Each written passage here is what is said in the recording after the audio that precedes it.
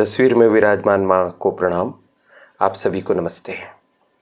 प्रिय विद्यार्थी साथियों, आज का वीडियो अत्यंत महत्वपूर्ण विषय पर आधारित है और यह विषय है बीए, बीकॉम, बीएससी, बीएचएससी, बीबीए फर्स्ट ईयर के विद्यार्थियों के द्वारा तैयार किए जा रहे प्रोजेक्ट कार्य के संबंध में।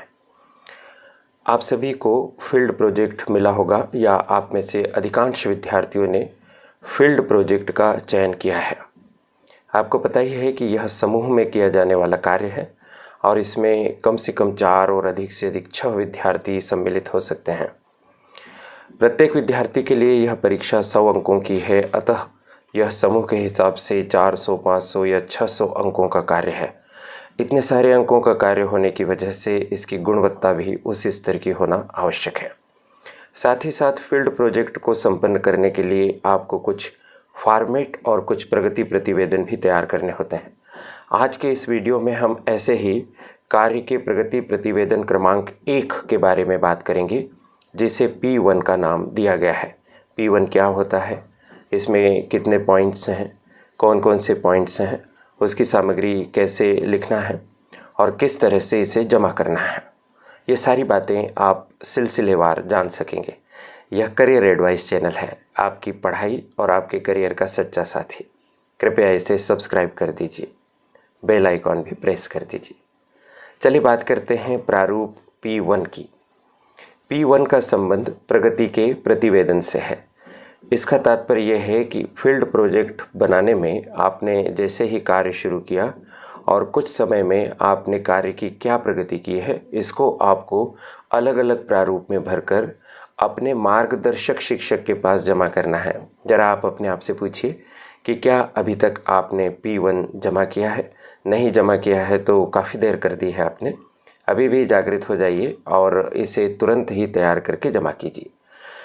P1 का एक फॉर्मेट है जो उच्च शिक्षा विभाग मध्य प्रदेश शासन ने बनाया है। एक स्लाइड के माध्यम से हम आपके समक्ष उसे प्रस्तुत कर रहे हैं। अपनी स्क्रीन पर आप उसे देख सकेंगे और व्याख्या भी सुन सकेंगे। P1 में कुल मिलाकर 5 पॉइंट हैं और इस P1 को आपको 500 शब्दों में तैयार करना है। प्रत्येक पॉइंट में आप 50-100 शब्द या 150 शब्द लिखेंगे तो कुल मिलाकर 500 शब्द आसानी से लिख सकेंगे। सामान्यतः एक पेज में हम 200 तक शब्द लिख सकते हैं, तो लगभग 3 पेजेस में हमारा यह P1 प्रारूप तैयार होगा।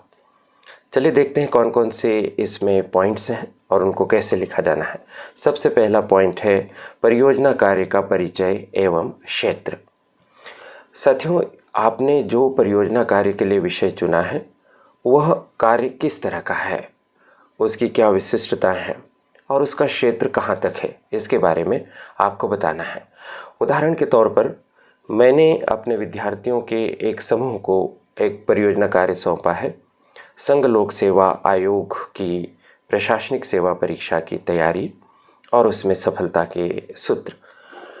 तो ऐसे विद्यार्थियों को अब पहले पॉइंट में क्या लिखना होगा, तो उन्हें बताना होगा कि हमारा देश स्वतंत्रता के पश्चात ही एक लोक कल्याणकारी राज्य है और इस लोक कल्याण की संकल्पना को मूर्त रूप देने के लिए बहुत सारे घटक देश में हैं और ऐसे ही घटकों में सिविल सर्विस में लगे हुए लोग, जिनको हम सिविल सर्वेंट्स या लोक सेवक कहते हैं, उनकी भी बहुत महत्वपूर्ण भूमिका है।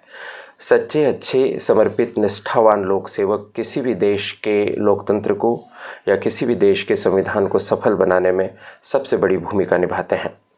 यदि लोक सेवक सक्रिय हुए और वस्तुतः जनभावना से कार्य करने के लिए प्रेरित हुए तो शासन के द्वारा बनाई जाने वाली तमाम कल्याणकारी योजनाएं अक्षरशः मूर्त रूप लेती है और देश का विकास होता है। सरकारी मशीनरी या सरकारी तंत्र या लोक सेवकों का समूह जनता के सुख दुख को समझकर सुख में वृद्धि और दुख के निवारण के लिए बहुत महत्वपूर्ण कार्य करता है। एक लोक सेवक के पास काफ़ी सत्ता और शक्ति होती है, जिसका सदुपयोग करते हुए वह समाज में परिवर्तन ला सकता है और अंतिम पंक्ति में खड़े हुए अंतिम व्यक्ति के उद्धार के लिए भी वह योगदान दे सकता है। अतः यह एक महत्वपूर्ण क्षेत्र है। इसके पश्चात आप इसमें इसके क्षेत्र के बारे में यह परिचय दे दिया, फिर क्षेत्र लिखेंगे कि इसका क्षेत्र संपूर्ण भारतवर्ष है और संपूर्ण भारतवर्ष में संघ लोक सेवा आयोग से चयनित अधिकारी, चाहे वो आईएएस अधिकारी हों या IPS अधिकारी हों, अपनी भूमिका का निर्वाह करते हैं। तो दूसरा बिंदु होगा इसका परियोजना कार्य की योजना। इसमें आप परियोजना कार्य की योजना को पॉइंट वाइज आप प्रस्तुत करेंगे, तैयार करेंगे। जैसे मैंने अभी उदाहरण दिया संघ लोक सेवा आयोग का, तो इसकी योजना इस तरह से बना सकते हैं, एक सिनॉप्सिस बना सकते हैं, रूपरेखा बना सकते हैं। जैसे सबसे पहले हम लिखेंगे भूमिका, फिर उसके उपरांत हम लिखेंगे शोध पद्धति, फिर शोध के उद्देश्य, संघ लोक सेवा आयोग का परिचय, संघ लोक सेवा आयोग के कार्य और उसके महत्व, संघ लोक सेवा आयोग द्वारा आयोजित की जाने वाली प्रतियोगी परीक्षाएं, संघ लोक सेवा आयोग की प्रशासनिक सेवा परीक्षा का स्वरूप, फिर इसमें प्रारंभिक परीक्षा, मुख्य परीक्षा और साक्षात्कार, संघ लोक सेवा आयोग की परीक्षा की तैयारी के लिए कार्यनीति, संघ लोक सेवा आयोग की परीक्षा में सफल हुए किन्हीं अभ्यर्थी का साक्षात्कार, संघ लोक सेवा आयोग की पिछले कुछ समय से तैयारी कर रहे किसी युवा से साक्षात्कार, संघ लोक सेवा आयोग की परीक्षा की तैयारी के लिए प्रतिष्ठित कोचिंग संस्थान, संघ लोक सेवा आयोग की परीक्षा की तैयारी के लिए प्रामाणिक पुस्तकें, संघ लोक सेवा आयोग की परीक्षा की तैयारी के लिए हमारी यानी समूह में सम्मिलित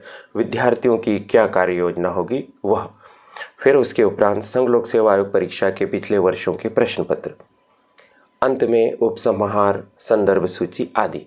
आपको जानकर खुशी होगी कि जिन विद्यार्थियों के समूह को हमने यह प्रोजेक्ट कार्य बांटा है, उन्होंने बड़वानी जिले के कलेक्टर साहब श्री शिवराज सिंह वर्मा जी और साथ ही बड़वानी जिले के SP साहब श्री दीपक कुमार शुक्ला सर से भेंट की, लंबा साक्षात्कार लिया, लगभग 1.5-2 घंटे का साक्षात्कार प्रत्येक अधिकारी से उन्होंने प्राप्त किया और बहुत अच्छे से लिखकर प्रोजेक्ट में सम्मिलित किया। तो इस तरह से कार्य की योजना हो गई। दूसरा पॉइंट हमारा कंप्लीट हो गया। तीसरा पॉइंट है विद्यार्थियों में कार्य का विभाजन। तो अब आपने जो पॉइंट्स बनाए, मान लीजिए आपने 12 पॉइंट बनाए हैं, इन 12 पॉइंट को अब आपको अपने समूह के साथियों में बांटना है। जैसे आपके पास 6 साथी हैं तो या तो आप 2-2 पॉइंट बांट दीजिए, या कुछ पॉइंट्स ऐसे होते हैं इसमें जिनमें कम सामग्री लिखनी होती है तो उन्हें 3 पॉइंट दे दीजिए। कुछ पॉइंट्स ऐसे होते हैं जिनमें ज़्यादा सामग्री लिखनी होती है तो उन्हें 1 पॉइंट दे दीजिए। और साक्षात्कार लेने वाले जो पॉइंट्स है उसको सामूहिक तौर पर आप संपन्न कीजिए, यानी सभी पूरे ग्रुप के सदस्य ही इंटरव्यू लेने के लिए जाइए। जब आप किसी सफल प्रशासनिक अधिकारी से इस टॉपिक के संबंध में इंटरव्यू लेंगे तो इस टॉपिक के अन्य पॉइंट्स के लिए भी आपको बहुत सारी सामग्री प्राप्त हो जाएगी। तो कार्य का विभाजन कर दीजिए कि हमने हमारे ग्रुप के इस सदस्य को ये बिंदु दिए हैं, इस सदस्य को ये, इस सदस्य को ये। इस तरह से हमारा तीसरा पॉइंट बहुत ही सरलता से संपन्न हो जाएगा। अब हम चौथे पॉइंट की तरफ चलते हैं। चौथा पॉइंट है संबंधित कार्य स्थल या संस्थान का विवरण जहाँ कार्य किया जाना है।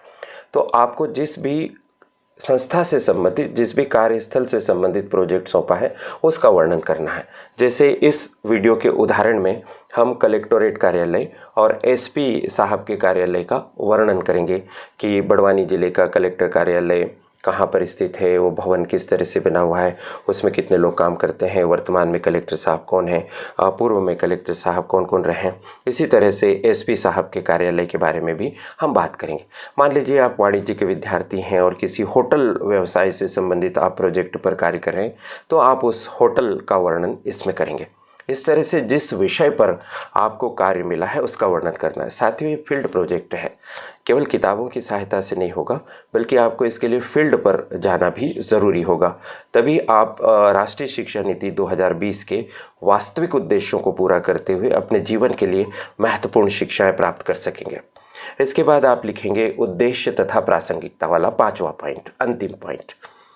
तो इसमें आप बताएंगे कि इस प्रोजेक्ट को मैं किन उद्देश्यों की प्राप्ति के लिए कर रहा हूं और इस प्रोजेक्ट का क्या प्रासंगिकता है। प्रासंगिकता का मतलब वर्तमान समय में उसका क्या महत्व है।